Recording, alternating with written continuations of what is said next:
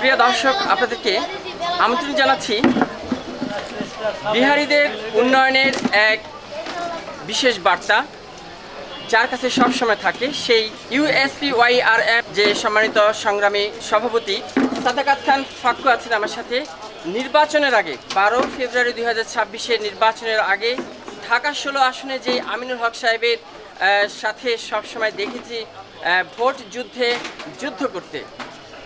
একটু তার অনুভূতি জানবো।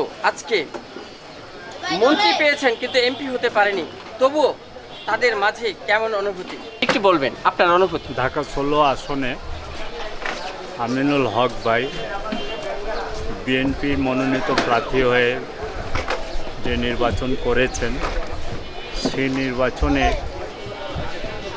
আমাদের পক্ষ থেকে আমরা ধানের শীষের প্রতীকে আমরা ভোট দিয়েছি, কিন্তু ইঞ্জিনিয়ারিংয়ের মাধ্যমে ওনাকে বিজয় ঘোষণা করা হয় না।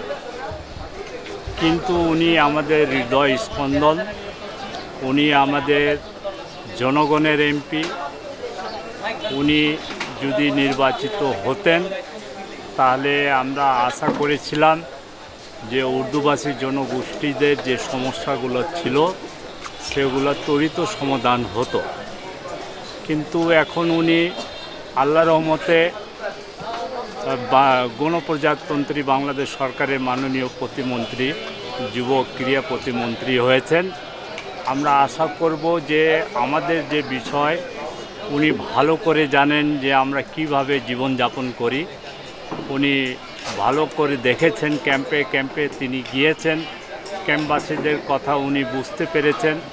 আমি আশা করব যে তিনি মাননীয় প্রধানমন্ত্রীর নিকট এই কথাগুলো তুলবেন এবং তুলে অতি দ্রুত আমাদের সমস্যাটি সমাধান করবেন। এখন যে এমপি হতে পারেনি, তারপরও যুব ক্রীড়া বিষয়ক মন্ত্রী হয়েছে, তো আমিনুল হক সাহেবের মাধ্যমে আপনারা কী ধরনের কাজ আশা করেন? আমরা চাচ্ছি যে উনি এমপি না হলেও উনি জনতার এমপি আছেন, তাই আমরা আশা করি যে ঢাকা 16 সহ বিশেষ করে আমরা যারা ক্যাম্পে আছি আমাদের যুবকদের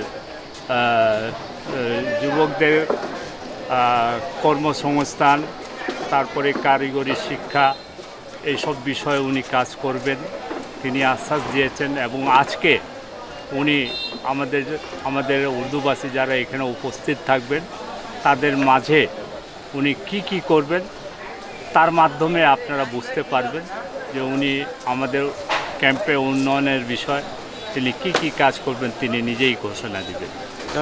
ধন্যবাদ আপনাকে।